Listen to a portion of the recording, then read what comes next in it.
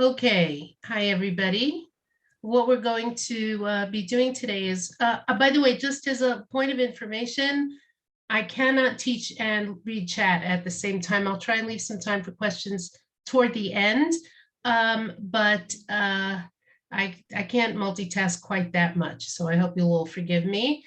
We're going to be starting by doing a close reading of the Psukim of Megillat Rut. And a lot of what I find fascinating about the Megillah is the extent to which it has connections to other parts of Tanach, both in sort of larger ways and in more subtle ways. And that's what we're going to start exploring today. Can Okay, you make that, I'm sorry, can you make that bigger? I can try. Hold on, if I can make it bigger, I will probably. Hold on, plus, yes, it's not too big, hang on. Okay, that was bad. As you can see, I am not exactly a technical whiz. That's That's good. very good. No, what you had a minute ago was good. And also people could, That's good. I think I'm that's. sorry. My problem is that you guys cover it. Here we are. Is There that you go. better? Yeah, I think Okay. that's good. Anybody can use a Tanakh also, at least for the That's open. fine, part. Yes. that's fine. I considered, by the way, asking you to bring Tanachim, but I decided this way I can point and people can follow as I read. I'm going to read and translate, and we will start right away. Okay. Vayhi b'mei shvot hashoftim, and it was in the days of the judging of the judges. Vayhi ra'av ba'aretz, and there was a famine in the land. Vayelech ish mi Beit Lechem Yehuda, and a man from Beit Lechem Yehuda went. Lagur b'stei Moav. The word lagur means to sojourn, to live temporarily in the fields of Moab. Hu v'ishto u'shnei banav, he and his wife and his two sons.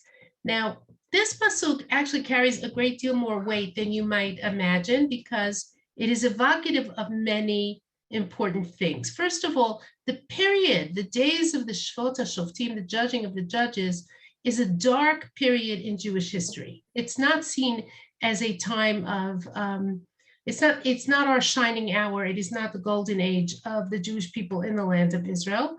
We'll see why. It's also, the story starts with a famine. A famine is always bad news, right? And it's interesting, if you remember from Sefer Shmot, Perek Bet, Vayelech ish mi Beit Lechem Yehuda lagur b'stei Moav. Vayelech ish, a man went, right? And that is the opening to the story of the Moshe birth, right? Vayelech ish mi Beit Levi, vayikach et bat Levi. A man of the house of Levi went and took a woman of Levi, and Moshe is born from that story. Here, though, we have a sort of unraveling of that redemptive, or the beginning of a redemptive moment. And there's a clue here. We'll look at some of the Midrashim in a minute. He's going from the house of bread in Yehuda to the fields of Moab. Now, Moab, Beit Lechem, even though literally we don't think about it as house of bread, but that's what it is a symbol of sustenance, a symbol of generosity, of security, of all of those things, to have a house of bread, right? To have a house where bread is present. The fields of Moab are associated with a very different attitude to bread, right? What are we told about the Moavim and Ammonim, the people of Moab and Ammon? That the reason they're not permitted to marry into the Jewish people is because al davar asher lo kidmu etchem balechem uvamayim b'tzetchem mitzrayim. They did not precede you, they did not come toward you with bread and water when you were leaving Egypt. So there's something very paradoxical and problematic here. We are told the name of the man only in the second pasuk, right? But we're in a dark period of Jewish history. We're going to see even there's another indication of darkness in this story. We're in the dark period of Jewish history. There's a famine. Someone is leaving the house of bread to go to the place where people don't give bread. Okay. If you take a look, I'm going to scroll down here to Megillah Yud Amud Bet. This is something I mentioned, those of you who are in my Megillat Esther class. Amar Rabbi Levi v'itema Rabbi Yonatan. Rabbi Levi said, and there are those who say it was Rabbi Yonatan, Davar ze masoret biyadenu me'anshe knesset hagdola. This thing is a tradition in our hands from the men of the Great Assembly. Kol makom shene'emar vayihi, wherever it says vayihi, eno ela lashon tza'ar. It's a language of distress, of suffering. The word vayihi sounds like vai, oi, right? That's what it sounds like. Vayihi bimei Achashverosh, and it was in the days of Achashverosh. Hava Haman, there was Haman. Vayihi bimei Shvot HaShoftim, and it was in the days of the judging of the judges. Hava Ra'av, there was a famine. Now, if you'll notice, it is an ellipsis here. I left out the part of the discussion in the Gemara. Amar Rav Ashi said, Kol vayihi ikahachi v'ikahachi. The discussion that we left out is a long discussion in the Gemara of places where it says vayihi, and it was, and it is not expressing tsar. It is not just expressing distress. So Rav Ashi says, every time it says vayihi, there are those like this, and there are those like that. There are places where vayihi is a language expressive of suffering, and there are places where it is not a language expressive of suffering. However, Vayhi bimei, when it says, and it was in the days of, eno ela lashon tzav, it's always a language expressive of suffering. And he brings his proofs. Chamisha vayhi bimei. There are only 5 places in Tanach where it says vayhi bimei. Chazal note their Tanach. Chamisha vayhi bimei havut. There were only 5 places. Vayhi bimei Achashverosh, vayhi bimei Shvot HaShoftim. In the days of Achashverosh, there's Haman. In the days of the judging of the judges, there's a famine. And then the others are, there's war, and there's other bad stuff that happens. Okay. Rut Rabbah says something else here. Vayhi bimei Shvot HaShoftim, the judging of the judges. It was in the days of the judging of the judges. The phrase is ambiguous. It could mean either in the days that the judges judged or that the judges were judged. Even in English, if I say in the days of the judging of the judges, who's judging whom, right? Oy lador sheshaftu et shoftehem. Woe to the generation that judged their judges. V'oy lador sheshoftav tzrichim yishafet. And woe to the generation that its judges required judgment. Shene'emar, as it says in Sefer Shoftim, v'gam el shoftehem lo shamehu. Okay, and they did not listen even to their judges. In other words, if you read Sefer, and I'm not going to go through the rest of the piece from Rut Rabbah here, but if you read Sefer Shoftim, it's a pretty miserable period of Jewish history. You think of some of the judges, you think of some of their excesses, their failures, their mistakes, their corruption. It's a judge that a generation that the people looked at their leaders and they were critical of them because they deserved to be criticized. The Gemara in Bava Batra says something similar. Why does it say in the days of the judging of the judges?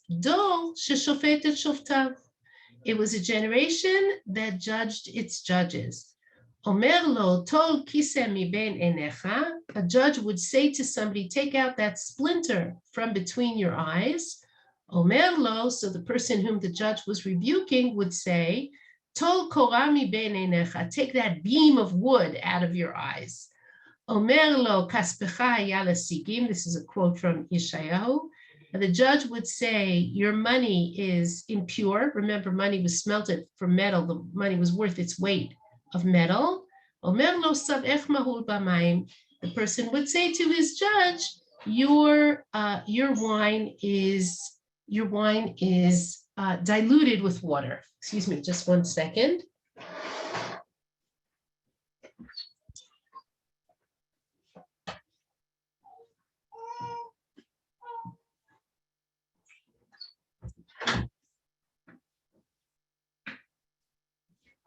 Sorry, some unexpected, very small company. So we don't have a lot of control over what's going on the other side of this door.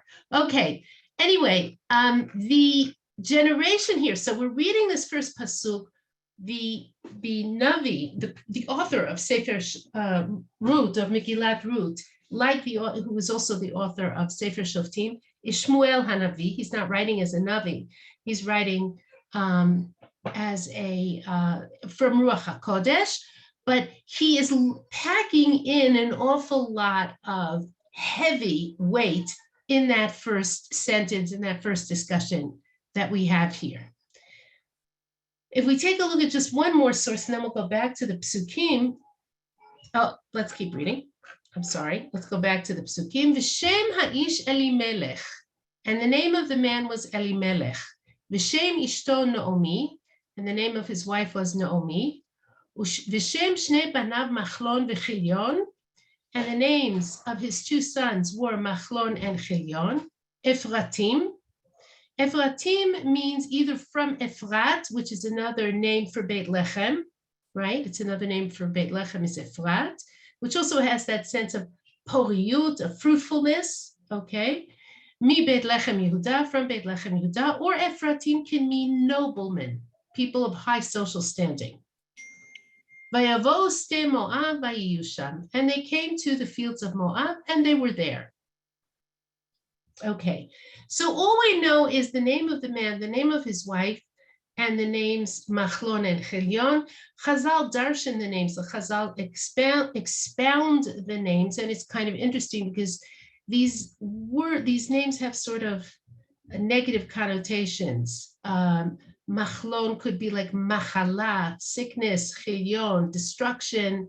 Other ways to expound these words, but there's sort of names that are sort of double-edged swords. You'd be careful before you give a child a name like this. Okay, and then we're told they go to Beit Lechem. Vayamat Elimelech ish Naomi, v'tishaer hi u'shnei baneha. And Elimelech, the husband of Naomi, died, and she remained, she and her two sons. Okay. Here Chazal say, why is he called Ish Naomi, the husband of Naomi? Because a man dies only for his wife, just as a wife dies only for her husband. The person who feels the death of a person most is the person's spouse. But let's take a look here at what the Midrash has to say about what's going on in this very, very brief narrative. Vayira ba'aretz, and there was a famine in the land. Lama ne'enash Elimelech. Why was Elimelech punished? Because it's clear that he's punished. His death is striking, and it's mentioned. And the Midrash answers, Al yidei shehipil liban shel Yisrael aleihem, because he cast the hearts of Israel upon them, meaning he took all the morale, all of the wind out of the sails of the Jewish people who were around him. He took the morale, he took their hearts away from them. Why? Elimelech haya migdolei hamdina umiparnasei hador. Elimelech was one of the great men of the province, meaning he was rich. Umiparnasei hador, and one of the leaders of the generation. By the way, lefarnes also means to provide for or sustain. Ukishebaru shnei ra'avon, and when the years of famine came, Amar, he said, Achshav kol Yisrael misavevin pitchi. Now all of Israel will circle the opening of my house. Ze b'kupato v'ze b'kupato, each one with his box, meaning they're going to come to ask me to take care of them. Amad uvarach lo mipnehem. He stood up and he fled from before them. Hadahu dichtiv ve'elech ish mi Beit Lechem Yehuda. That is what is written, and a man went from Beit Lechem Yehuda. Now, what I find striking about this midrash is it does not fault Elimelech for being stingy or unwilling to provide for the poor. He's a rich man, he can afford to provide for the poor. That's not what he's being faulted for. He's being faulted for lowering the morale, creating greater fear, greater feeling of vulnerability. If a person who is one meal away from starvation sees that the wealthy man picks up his possessions and flees for Sde Moab, he's got to be saying to himself, I'm never going to make it. if he left, I'm going to die of starvation, right? That's the sin of Elimelech. He ran away not only from responsibility, but primarily he broke the spirit of the people around him.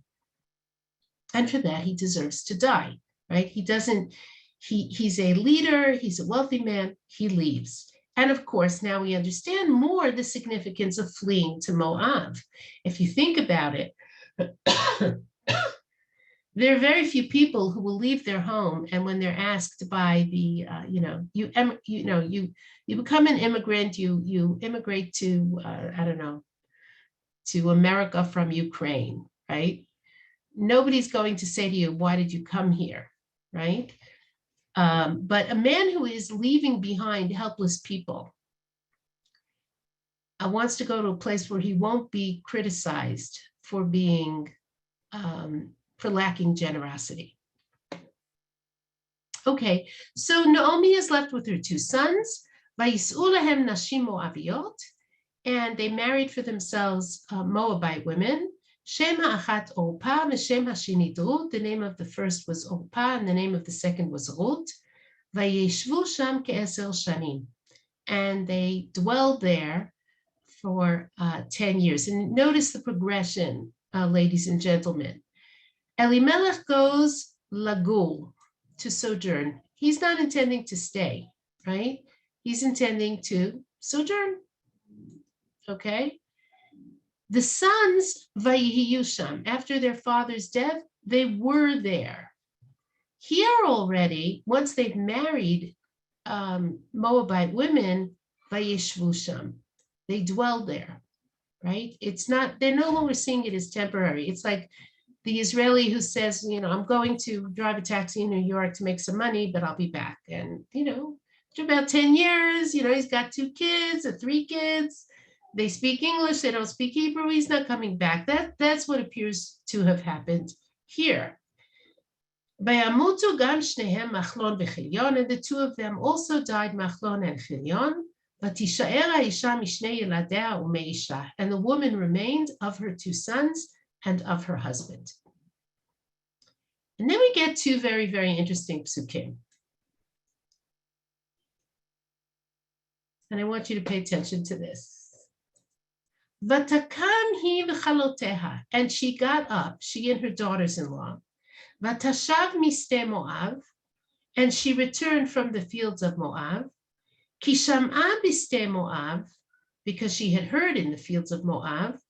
Ki pakad Hashem et amo latet lahem lachem, that God had remembered his people to give them bread. Vatetzeh min hamakom asher hayta shama, and she left the place where she had been, ushte chaloteha ima, and her 2 daughters-in-law with her, vatelachna baderech lashuv el Eretz Yehuda, and they went on the path, or they walked on the path to return to the land of Yehuda. Now, a careful reading of these 2 psukim show that these psukim are very, very repetitive, right? You could imagine that we don't need pasuk zayin if we've read pasuk vav, right? And vice versa. One of them would be sufficient, okay? So what do we need the 2 psukim for? What are the 2 psukim saying here? And I think that if, without looking at any of the midrashim or mefarshim, I think there's something interesting happening in these 2 psukim.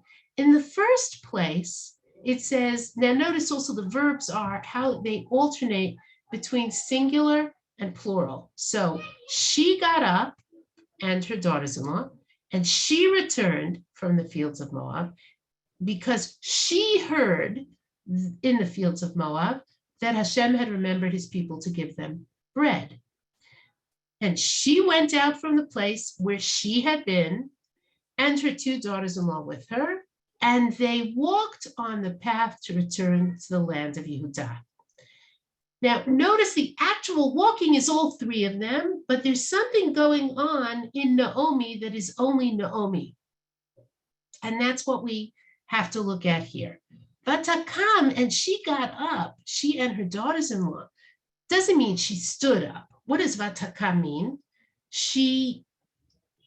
It's a change in state of mind, right? She's She's going to get up and she's going to go. Why? Why is she leaving? And she returned from Sde Moab. She hasn't put one foot on the path yet, right? She hasn't taken one single step, but she's out of there. She has already returned from Sde Moab. Why? Because she heard in the fields of Moab that God had remembered his people to give them bread. And here the question is, the Midrash asks the following question. I'm going to come back to the middle source here. And she got up and her daughters-in-law and returned from the fields of Moab. Because she heard in the fields of Moab that God had remembered his people to bring them bread. Notice what the Midrash says. She heard from the peddlers who circled around the villages. And what did she hear? That God had remembered his people to give them bread. Now let's think a minute about what the peddlers actually said, right? Now there's commerce, there's contact between Moab and, it's very close, by the way. It's right over the Jordan, right? It's very, very close to Eretz Yehudah. There's contact between Moab and Eretz Yehudah all the time. Businessmen, peddlers, travelers, right? This, it's very, very nearby. What did the peddlers actually say? Well, I'm guessing that the peddlers actually said, the famine's over. There's grain in Yehudah. What does Naomi hear, though?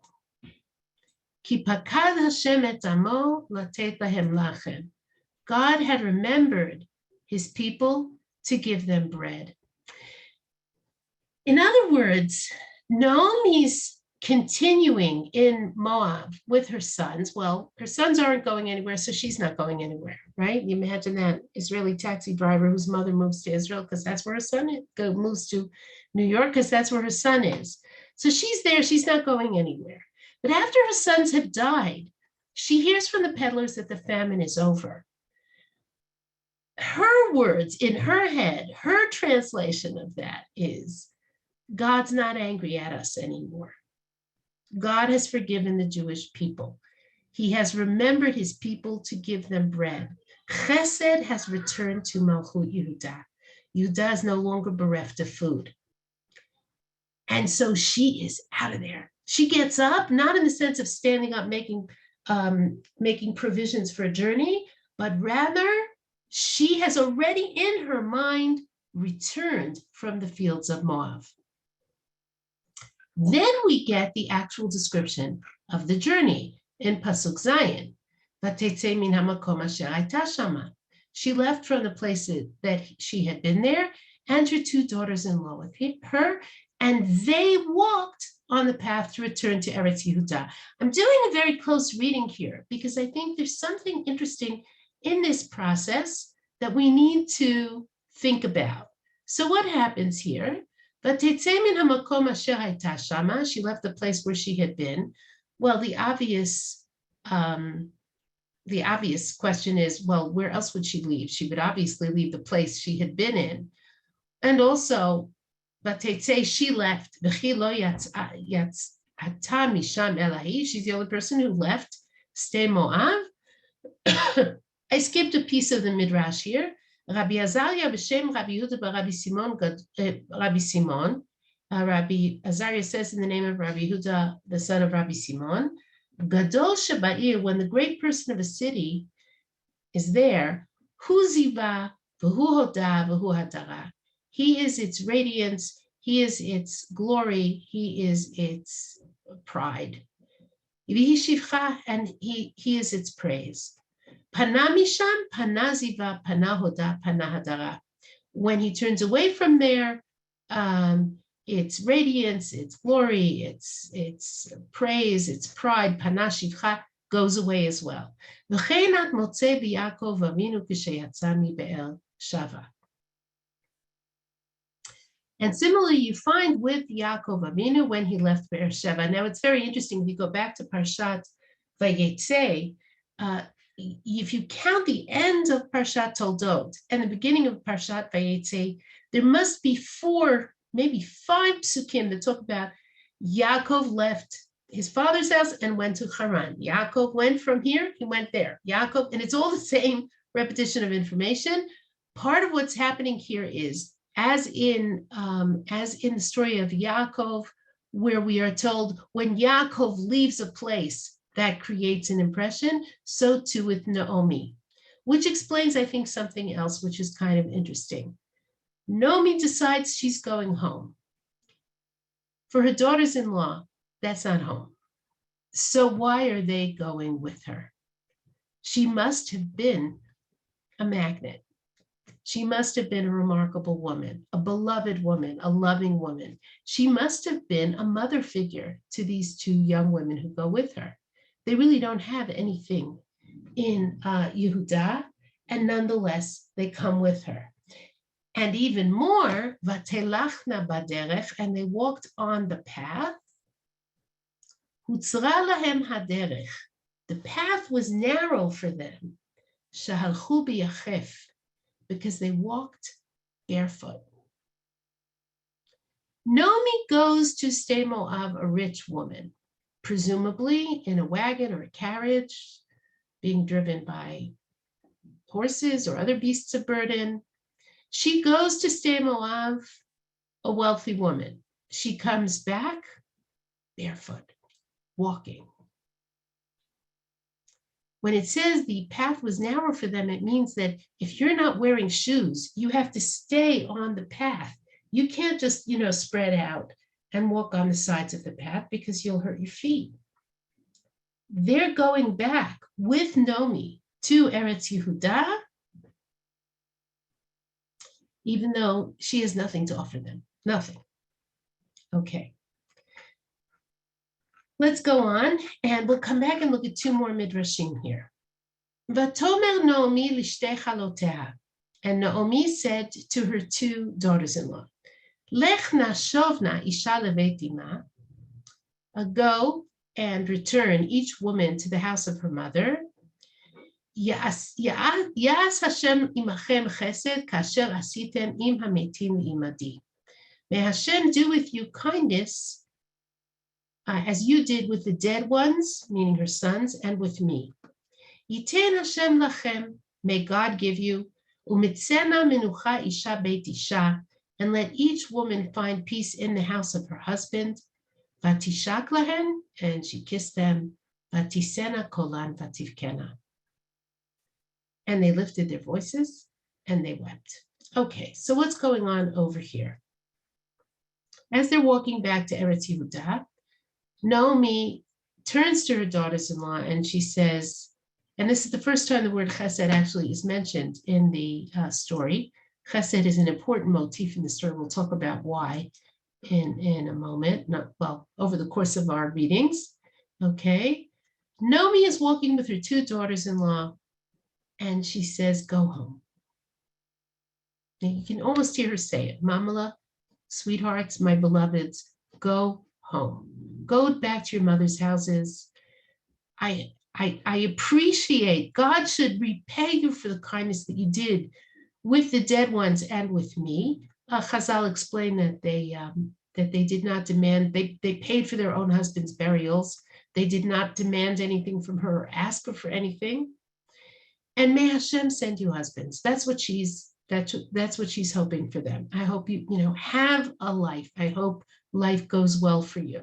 She kisses them and they begin to weep. The only person, by the way, in this parak who does not weep once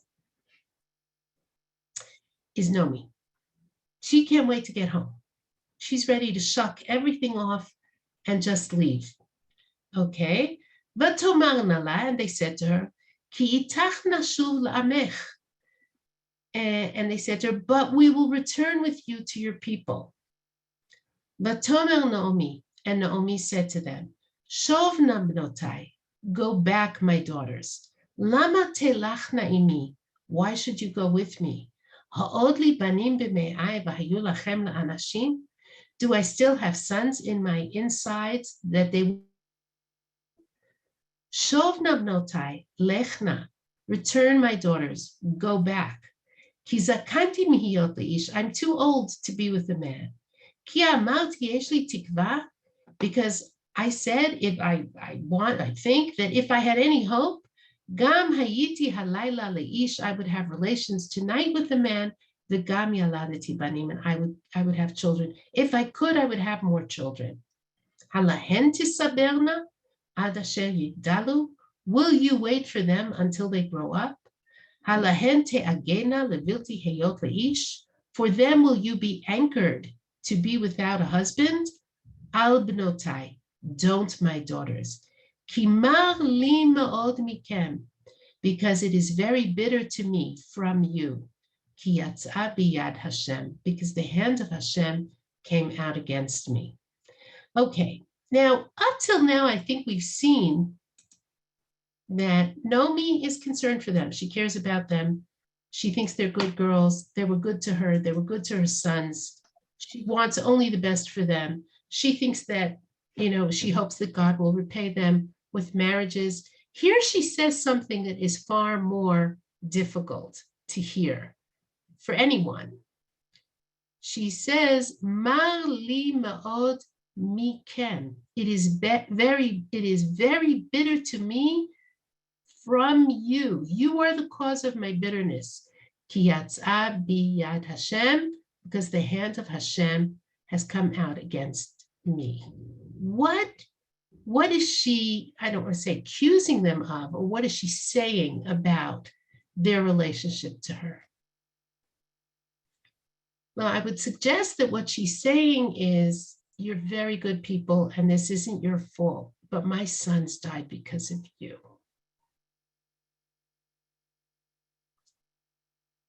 Go home. I don't want you to come with me. Up till now, it's go home for your own good.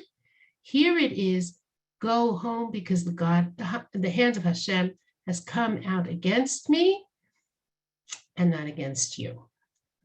Vatisena kolan vatifkena od, and they lifted their voices and they wept again.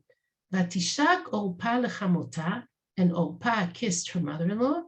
Virut davkaba, and Ruth cleaved to her. This is the turning point of the story, and here we really have to understand how Chazal understand the development in this story. Okay. Let's come back to Rut for a moment. If you noticed, I titled the chapter Rut and Orpah, because I think that's what it's really about, the difference between the Rut and Orpah.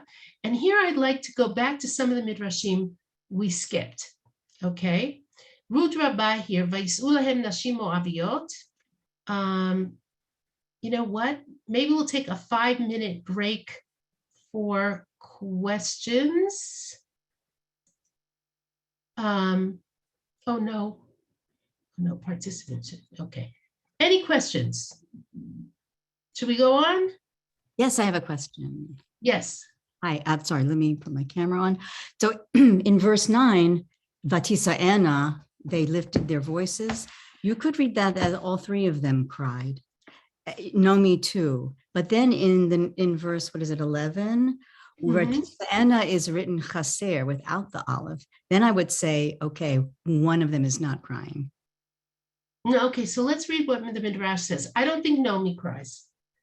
I think she's done her crying. I think Naomi cries when she loses her husband, when she loses her children, when she says to herself, could you mute yourself? I'm sorry, Ruth, can you mute yourself? When she says to herself, God is angry at me, that's when she cries. But I don't think she cries. Let's see what Chazal say about that missing aleph. Okay, let me go back to the share screen. Unless there are other questions. Any other questions? Yeah, just one thing. It says, "Vatelachna, the lashuv la'eretz Yisrael, lashuv la'eretz Yisrael, or whatever it is." So it says they are returning, but the daughters-in-law had never been in there in the first place. No, Vatelachna is they are all walking, but lashuv is only really Naomi. They're all walking, but Naomi is the only one who can be said to be going back. They've never been there. They've never been. I almost felt like the pasuk is implying that the three of them are returning, but really only one of them is returning. I think it would be hard to write it another way. But let's keep reading, because I think there is, okay, let's keep reading, okay? And any other questions before I move on? Because I don't want to spend too much time. I want to make sure we get to the end of the parak. Where would it fit in if it wasn't Sefer Shoftim? I realize it's separate, tells us about David HaMelech's heritage, but where would it fit in if it The was left machloket. in Sefer? It's a machloket in Chazal. Was it in the time of Ivtzan? Was Boaz Ivtzan? Right, I've heard that, but Is it? In other words, there's a machloket. not sure. There are different opinions. I mean, everybody is sure, but everybody has a different opinion. Okay, thank you. How come the daughter-in-laws were not agents? They're just followers. They had suffered the same things that Naomi had suffered. They lost their husband. But they seem not to be agents at this part of the story. I think they are agents. The natural thing for them to do would be to go home. That would be the natural thing for them to do. They're choosing not to, and that's impressive.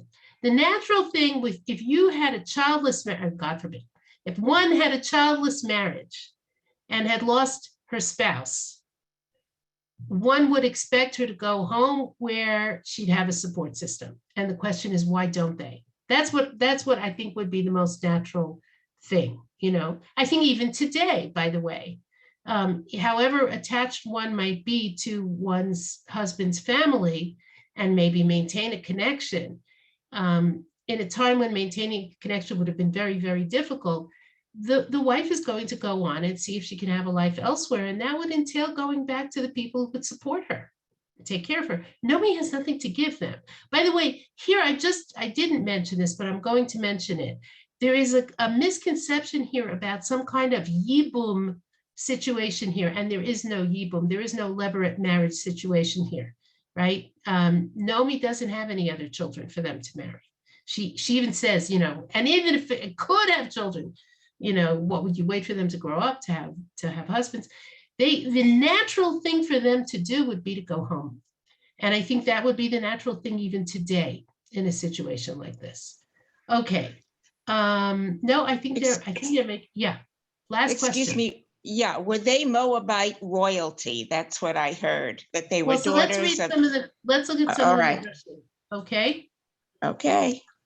Okay. So let's go back to the Midrashim. Where are we? Vayisur lahem nashim moaviot, and the sons married for themselves Moabite wives. Shem ha'achat Orpah. One of them was called Orpah. Shehafcha oref lechamotah. She turned the back of her neck to her mother-in-law. V'shem hashenit Rut, and the second one was called Rut. Shera'ata b'divrei chamotah. She saw into the words of her mother-in-law. Okay, now this is a pretty disturbing statement.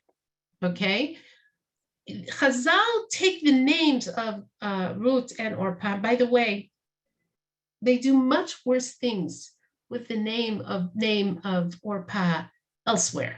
They have some very harsh, really borderline horrible things to say about Orpah. Okay, I'm not going to translate everything. It's a mixed group after all, and I'm faint of heart. But they say some really, really horrible things about Orpah. And the question that always bothered me, and the question that I have to ask here, and this is the question that I think lies at the heart of the first parak, the first chapter of Sefer of Megillat Rut, is why are Chazal so hard on Orpah? Look, she wants to go with her mother-in-law. She gets ready, she follows her, she's walking barefoot, following her mother-in-law back to Eretz Yehuda. And yet she is treated as though she is some horror, some truly, monstrous woman in certain ways. And we're going to have to examine that. I'd like to get to that. Rabbi Bevai b'shem Rabbi Reuven Amar, Rut v'Orpah b'notav shel Eglon hayu. Rut and Orpah were the daughters of Eglon, the king of Moab, who was killed by Ehud ben Gera, which might again place this story for the reader. Shene'emar, as it says, Ehud ben Gera says the following to the king: Dvar seter li elecha hamelech. He says to the king, I have a secret to tell you, O king. Vayomer has, and he said, be silent, or be quiet. Uchtiv ve'ehud ba'elav, and it says Ehud came near to him. Vayomer Ehud dvar Elokim li elecha. I have the word of the Lord to you, my king. Vayakam me'al hakisei. And Eglon stands up because he thinks Ehud is about to tell him something like prophetic, words from God. And Eglon, the king of Moab, is showing respect to God by standing up. Amar lo HaKadosh Baruch Hu said to Eglon, Ata amadeta mikisacha lichlodi, you stood up from your throne for my honor. Chayecha hareini ma'amid mimcha ben yoshev al kisei Hashem. By your life, I will set up for you a son who will sit on the throne of God, meaning David. Okay, so we have, this is sort of the beginning also of another sort of introductory point here. Chazal draw a connection between the Rut and, on the one hand, Rut is a good girl. Orpah is a bad girl. She turned her back. Rut walked with her mother-in-law, right? But both of them are the daughters of Eglon, Melech Moab, the king of Moab, who in the time of Ehud was taking a very great tribute tax and really oppressing the Jewish people economically, which was common practice in the period of the Shoftim. And when Ehud ben Gera comes to kill him and break the stranglehold of Moab upon Israel, he approaches the king saying, I want to tell you something from God. And the king stands up with respect. And Ehud takes advantage of that to kill him, which, by the way, he had it coming, so don't feel too bad. But the point is, God says that respect for my name, that respect for God is going to translate into you having a descendant who will sit on my throne. Now, we're going to come back to this because there's something very important happening in the fact that Rut is a Moabite, and it's going to be sort of pivotal to our understanding of what the story is about. Okay, let's go on. And let's take a look at this, also from Rut Rabbah. Vatisena kolan vativkena. And they lifted their voices and they wept. Chaser aleph. The word vatisena should have an aleph in it, and it doesn't. It's missing an aleph. Tashash kochan. Their strength was weakened. Shehen mahalchot uvochot, because they were walking and weeping. Rabbi Berechia b'shem Rabbi Yitzchak. Rabbi Berechia says in the name of Rabbi Yitzchak, 40 psiot halcha Orpah im chamota. Orpah took 40 steps with her mother-in-law. V'nitla livna 40 yom. And her son was granted 40 days, meaning his fate was not settled for 40 days. Shene'emar, as it says, Vayigash haplishti hashkem b'ha'arev. The Plishti drew near morning and evening. Okay, what's the Midrash doing here? The Midrash is saying that Orpah is the mother of Goliath. Okay, if you notice it's Shmuel Aleph Perek Yud Zayin. The story of David and Goliath is the story of Orpah's descendant and Ruth's descendant facing each other on a battlefield. Okay, so there's Ruth and Orpah, and from them come Goliath, and David. Okay, of course, who wins? David. Okay, but I think what's partly being alluded to here is, and we'll see this, I think, as we go a little bit further, there's a sort of split in the personality of Lot and his relationship to Abraham. Remember, Lot is the father of Ammon and Moab. Rut and Orpah both come from Moab. David comes from Moab. Goliath comes from Moab. Even though he's called a Plishti, we'll see why. Okay. Now, what the Midrash says here, which is very disturbing and seems very unfair, is that Orpah is repaid for her kindness to Naomi by having a son who stands and blasphemes the name of God for 40 days, which doesn't seem, it seems kind of harsh, right? It seems kind of mean to say that. Okay, it isn't. Spoiler, it isn't. I'll explain why. Okay, but Rabbi Yudan b'shem Rabbi Yitzchak, Rabbi Yudan says in the name of Rabbi Yitzchak, Arba'a milin halcha Orpah im chamota. Orpah went 4 milin. A mil is it's not a mile, but it's a nice piece of distance. V'amdu mimena arba'a giborim, and there were 4 warriors that came from her, 4 strong men who came from her. Shne'emar, arba'at ela yuldu leHorpah. These 4 were born to Horpah. Horpah is the other name of Orpah. Amar, okay, this is the part, okay, I'll just do it. Amar Rabbi Yitzchak said, Kol oto halayla shepersha Orpah mechamota. That night that Orpah all that night that Orpah separated from her mother-in-law, nit'arvu ba ervat goyim shel me'a bnei adam. There were mixed into her body the erva, the nakedness of 100 men. Hadau dichtiv. Okay, we're not going to keep going. Rabbi Tanchuma says she even slept with a kelev, right? She even slept with a dog, okay? Because the Plishti says to David, "Hakelev anochi, am I a dog that you come to me with sticks?" Now, clearly, this is an exaggeration, right? Clearly, it's an exaggeration. Those of you who have studied with me before know that we don't take midrashim of this type literally because they are meant to be, they're fantastical, but they convey an idea and an important idea, and we have to figure out what the idea is. Here, we're much further into the nasty things said about Orpah, and this isn't the only source, right? Why is Orpah being vilified in this way? Why is Orpah vilified to the extent that she is by Chazal? Okay, we'll skip a few sources here. And we're going to come to, I think, an analogy that will help us understand what's going on here. I guess we're not going to finish all of the sources today. We'll continue Bezrat Hashem next week. I'm going to take you back to Bereshit Yud Bet, which is the story of Avraham.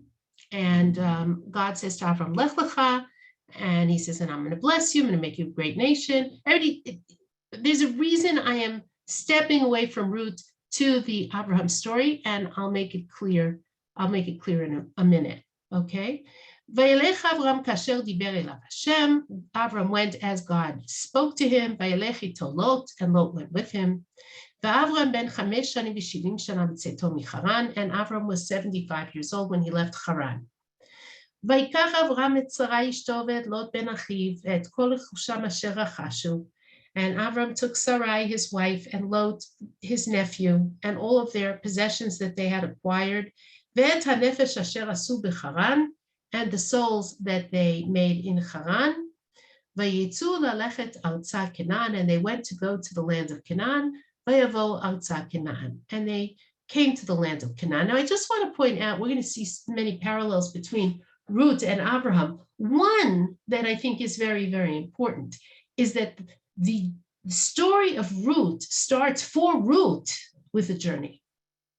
Okay, that's a really, really important parallel between the two of them.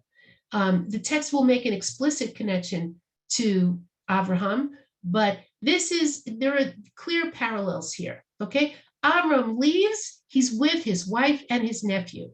And his nephew is the son of his brother, who, according to the Midrash, dies because of Abraham's belief in God, breaking the idols, going to Nimrod.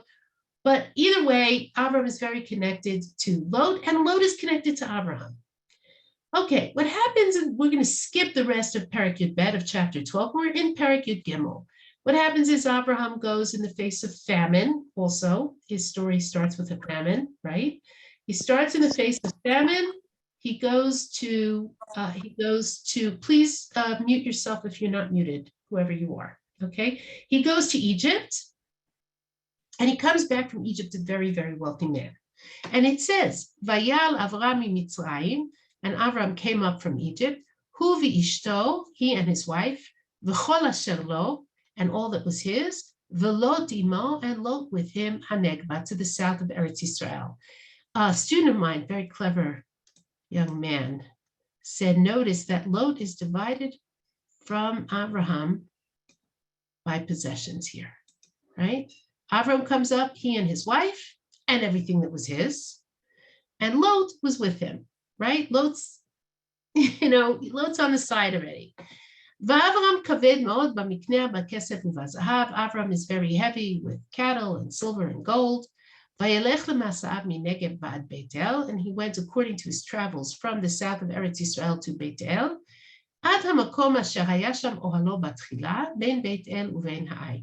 to the place where his tent had been at the beginning, between Beit El and Ha'ai, to the place of the altar, El Mekom HaMizbech Asher Asa Sham Barishona, to the place of the altar that he had made at the beginning. Vayikra Sham Avram b'Shem Hashem, and Avram called there in the name of Hashem. V'gam lelot ha'olech et Avram haya tzon u'bakar ve'ohalim. And also Lot, who was going with Avram, there were sheep and cattle and tents. And the land did not carry them to dwell together. Because their possessions were numerous. And they could not dwell together. And there was a quarrel between the shepherds of Avram's cattle and the shepherds of Lot's cattle. And the Canaanites and the Perizi were then living in the land. What's the quarrel about? So let's skip here. This is Bereshit Rabbah. There was a quarrel between the shepherds of Avram and the shepherds of Lot. Rabbi Berechia b'shem Rabbi Huda ben Rabbi Simon Amar. Behemto shel Avraham Avinu hayta yotza zimuma. Avraham Avinu's animals went out muzzled. And they went out muzzled so that they wouldn't graze on land that did not belong to them. Uvehemto shel Lot lo hayta yotza zimuma. And Lot's animals didn't go out muzzled. Hayu omrim lahem ro'eh Avraham. Hutar hagazel? So the shepherds of Avram would say, theft is permitted? Hayu omrim lahem ro'eh Lot. And the shepherds of Lot would say to them, Kach amar HaKadosh Baruch Hu LaAvraham. Thus said God to Abraham, Lizaracha etein et haaretz hazot. I will give this land to your seed. Ve'Avraham pirda akara ve'eino molid. Avraham is a sterile mule and will not have children. Lemachar hu met. In the future he will die. V'Lot ben achiv yorsho. And Lot, the son of his brother, Lot, his nephew, will inherit from him. We are eating from what belongs to us, we're eating. What's the argument here? Abraham, being Abraham, is very careful to make sure that his animals don't graze where they're not allowed to. In a place like Eretz Yisrael, no, actually everywhere, grazing land is expensive and it belongs to people. And grazing can damage land, and you don't let your animals graze wherever they want. The shepherds of Abraham are like their master. They learn his midot, they learn his standards, they learn to do things the way he does, which is honestly. You muzzle the animals. The shepherds of Lot are Lot's Talmidim, they're Lot's students, and they learn to think like Lot. And Lot, or at least his students, perhaps he would not be so bald-faced about it, but his shepherds say, look, really the land belongs to us. Really the land belongs to us because Avram's going to die without children. Lot is going to inherit from him. We're really only eating what already belongs to us. Of course, the rest of the pasuk says, the Canaani and the Perizi were in the land, which means that the owners of the land right now are not Abraham or Lot. The owners of the land right now are the people who are dwelling on the land right now. Okay, so there's a quarrel. Let's go back to the psukim. Vayomer Avram el Lot, and Avram says to Lot, Al na tihi meriva beni uvenecha uven ro'ai uven ro'echa. Let there not be a quarrel between you and me and between your shepherds and my shepherds. Ki anashim achim anachnu. Because we are brothers. Now, the word brother in Hebrew, ach, can mean one of three things. It can either mean a biological brother, can mean a kinsman, or it can mean like bro. Okay, here, here the word means kinsman. Okay, but there is a yitur lashon, there is an extraneous word here, a pleonasm, a superfluous word. It should say ki achim anachnu, because we are brothers. Instead, it says ki anashim achim anachnu. We are men who are brothers. What does the Midrash say in Bereshit Rabbah? Avram said, let there not be a quarrel between you and me.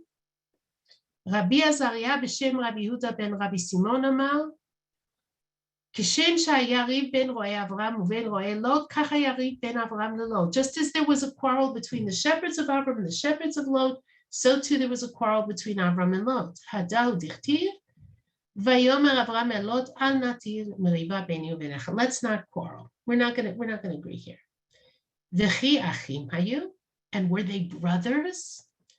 Ela shaya klaster panav domelo, but rather the features of his face were similar to his. Okay, so let's picture this for a moment. Avram and Lot have the same face. It happens with uncles and nephews. It can happen. Avram and Lot look virtually identical. What's the Midrash saying here? Here we have the introduction of a concept that makes its appearance in several places in Tanach, which is that the good is the enemy of the excellent. There are several pairs in Tanakh. It's a French proverb. I don't know how to say it in French, but it means something like this. If you're drinking a bottle of wine and you're enjoying your bottle of wine and it tastes good, you're happy. Till somebody brings another bottle of wine, which is vastly superior to the bottle of wine that you're drinking. And what do you suddenly realize?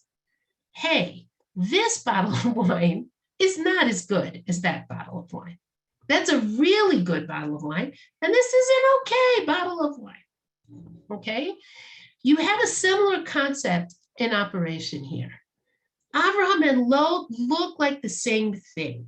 He's wearing a shtreimel, he's wearing a shtreimel. He's wearing a kippas ruga, he's wearing a kippas. Pick your whatever. He's wearing a kippas ruga, he's wearing a kippas ruga. He's wearing a suit, he's wearing a suit, right? They look the same. But Abraham is Abraham and Lot is Lot. And you see it in their shepherds, in the standards that their shepherds have imbibed and the way that they behave. The shepherds of Abraham would never behave at the standard that the shepherds of Lot behave. There are a few pairs like that, right? There's Yehuda and Reuven, right? Reuven is the Bechor. He's the firstborn. But who's the real firstborn, even though he wasn't born first? Yehuda. He's the leader, right? We could come up with a few more examples, okay? But the thing that is relevant here is Rut is the real deal and Orpah is the pale imitation. Because let's think about what Rut does. And we'll read the rest of the parak next week, Bezrat Hashem. Rut says to Naomi, you're not sending me back there. I don't care if you're upset. I don't care if you don't want me. I don't care if you're going to be embarrassed. I cannot go back to paganism. I can't go back there. I can't live that life. You opened a different way of being to me. You showed me a different way to behave, a different system of belief.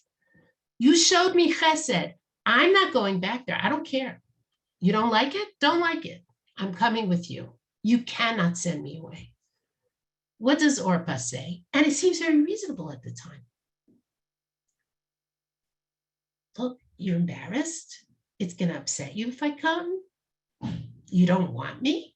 Okay, I'll go home.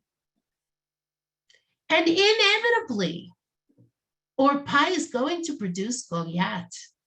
She's not going to have a David as a descendant. She won't. She can't.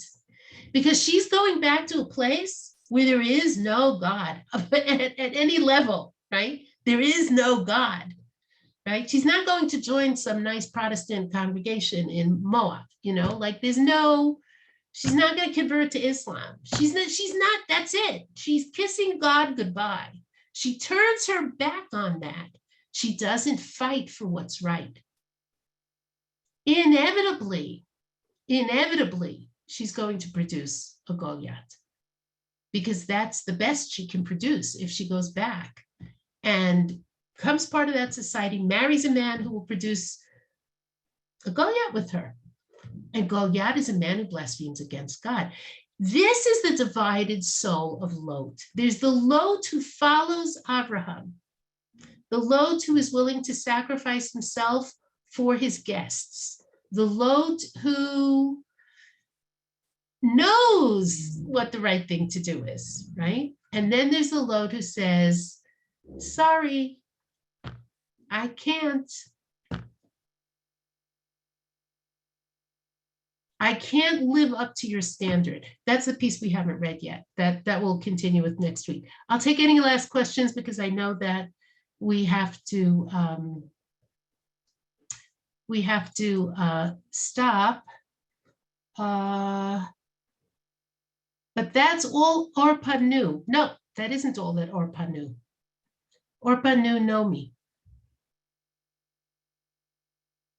Orpah knew Nomi. Okay, so let's so given that Orpah must produce a son she has, does that reflect on the vows of Lot's father? Yeah, Terach was an idol worshiper. Terach, Haran, yeah, Haran was an idol worshiper too, right? Haran's an opportunist. Okay, I'm sorry, ladies and gentlemen, we have to stop, okay? I don't think this is misogyny because the attitude is not, it's not misogyny. It's not against women, right? It's not, Orpah chooses to go back to something she knows isn't the right thing.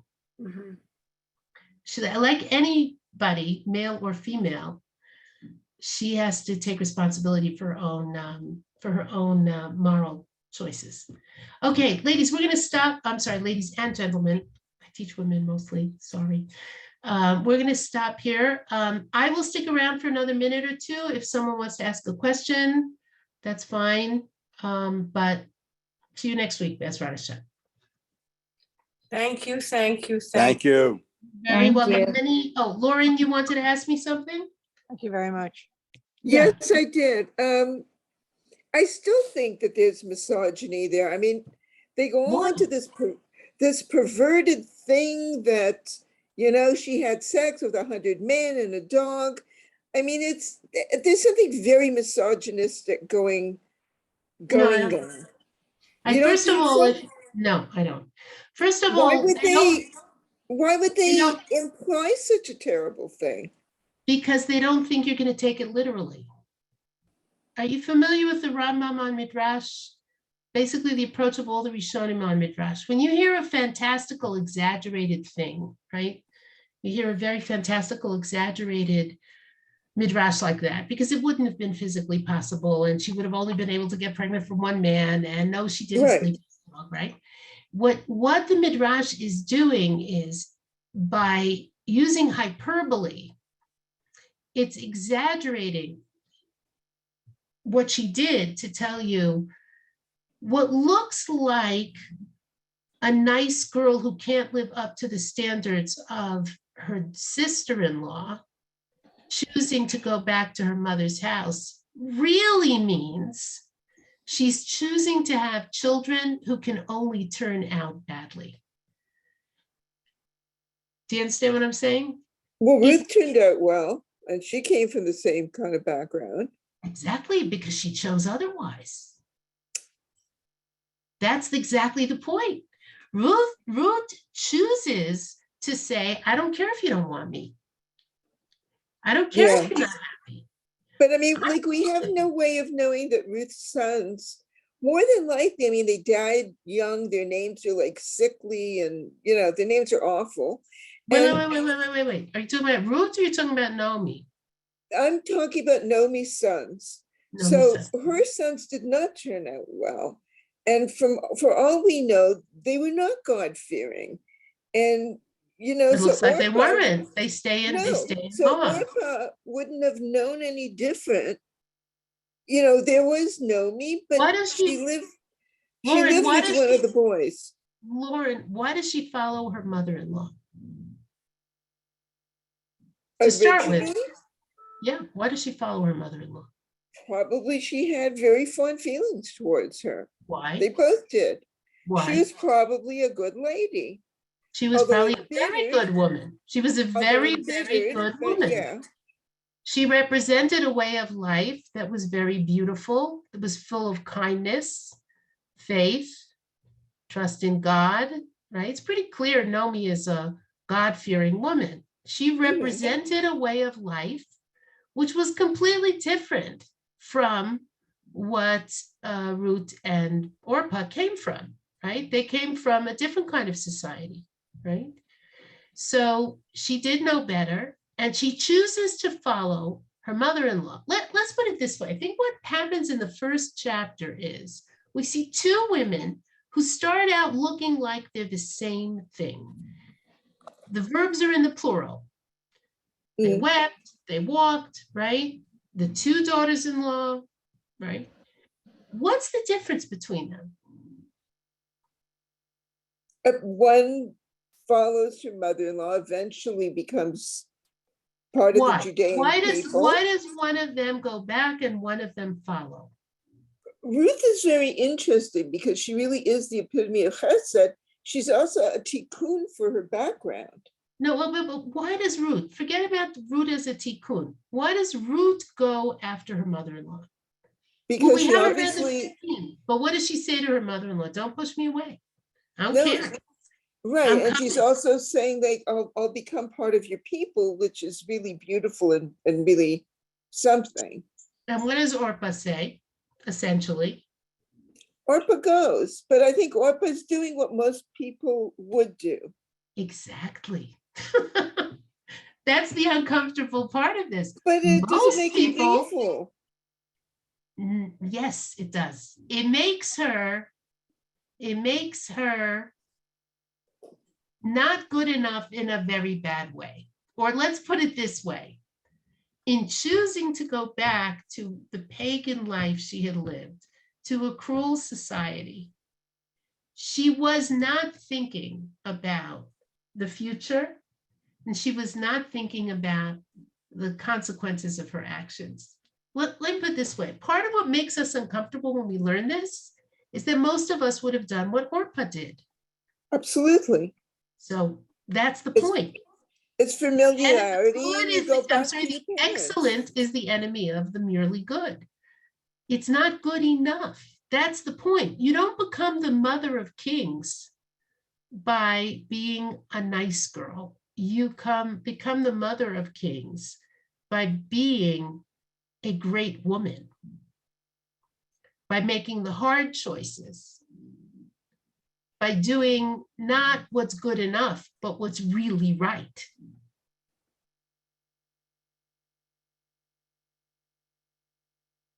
Okay, I mean, I see that I still think they're being extremely unfair to her. Not really. What does she produce? She produces Goliath, the man. According to Midrash, I mean, we really don't know that. It's Midrash. No, the name Orpah and the name Orpah are very close names, and there are some psukim in Divrei Yamim. I think they list. Actually, it's in Shmuel. It might also be. It's inevitable that she would produce what she produces. She's going to produce idol worshipers at the very least. Mhm.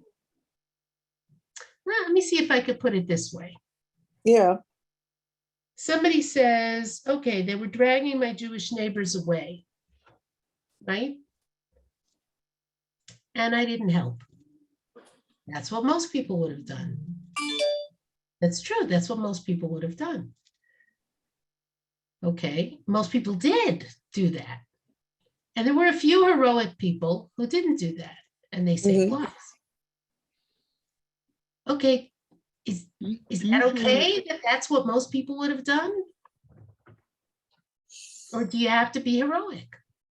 Maybe you have to be heroic. It's not okay, but we don't know what we would do in the same situation. We don't know until we're Megillat in Rut it. telling us? Better think Yeah. about what you would do in the same situation. Pay attention. Do you want to be the bottle of wine that's okay, or do you want to be the bottle of wine that is really, really good?